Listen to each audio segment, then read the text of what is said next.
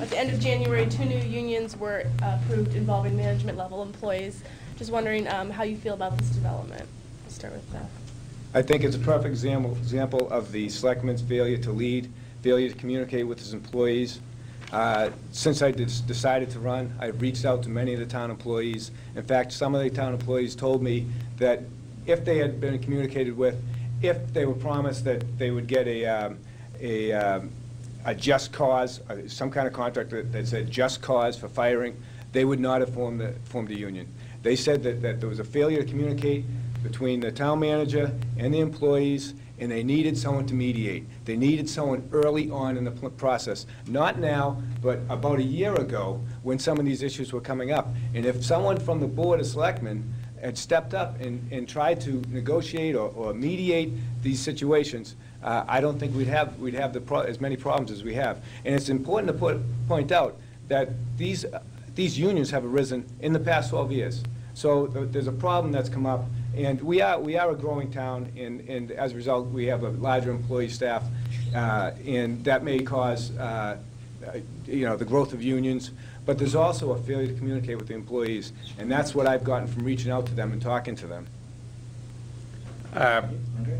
Yes, I would say that when some of the people who were interested in having some discussions came to us, we did talk with them. They put some issues before us. A couple of them we said were non-starters. We could not negotiate certain things. As an example, this notion of just cause and certain things that we felt were not in the best interest of the town. We said we were going to continue. Those people decided on their own, we didn't force them, they decided to pursue the union contract route.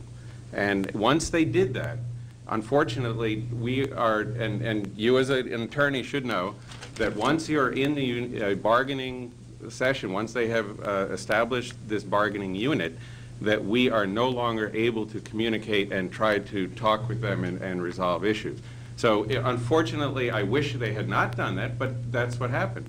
So, and at that point, that's, our hands are tied. I can't believe that someone would make a comment that the employees would not be, could not be promised just cause. I mean, just cause is the most simple, basic tenet of employee-employer relationship, and I can't believe that you would say that that would come between the idea of having creating a union. Mr. Dominic, can you just explain just cause for people that may not know what that is? Just cause means basically you need just cause to fire someone. There's a state statute and a federal statute that on the state level you're allowed to terminate someone if you cannot afford to pay them. That's for anyone. If you want to eliminate a job in the public sector, all you have to do is show that we can't afford to pay them. The other step is you have to show just cause, meaning they've done something wrong. And just cause could be constantly abusing sick time. Just cause could be attacking another individual in the office workplace, being overly aggressive towards someone. So that was a sticking point. I just noticed that. It was also things like arbitration. They wanted to have some arbitration clauses, which we said we were not going to do.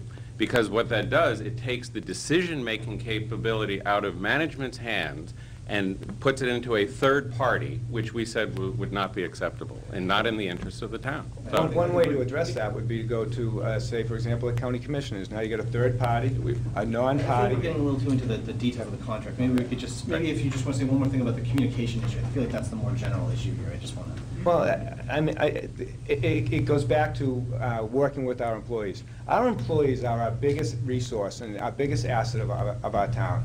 And now it's become, it's as if, you know, like when I said, I spoke to one individual who said, I've been in this town for 30 years, and for 30 years I've been fighting unions. Now I feel I have to join a union. And he feels terrible about it because he's the kind of person that gives 100% at work and doesn't worry about, oh, it's time for me to take my break, it's time for me, it's 4 o'clock, I got to go home. He's the kind of person that's given his life to his job, 30 years.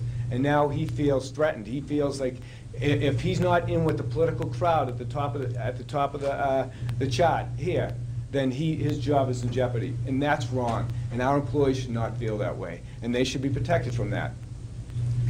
And I would say that we do value our employees very, very much. And there are some disgruntled employees who unfortunately chose to go that route. And you know, we will be dealing with the union, and just like we have many other unions. We've had unions in towns for many years now.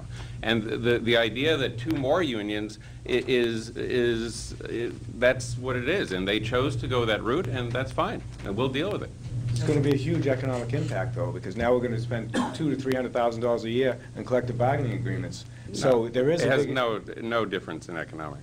None whatsoever, Are because you the saying- salaries are the same. But what about Salaries are paying the for same. the attorney that negotiates the contracts? They pay for their own. We have a labor attorney Didn't anyway. we just hire a labor attorney to We deal with always those? have a labor attorney. Gentlemen, I just want to put, it's good debate, good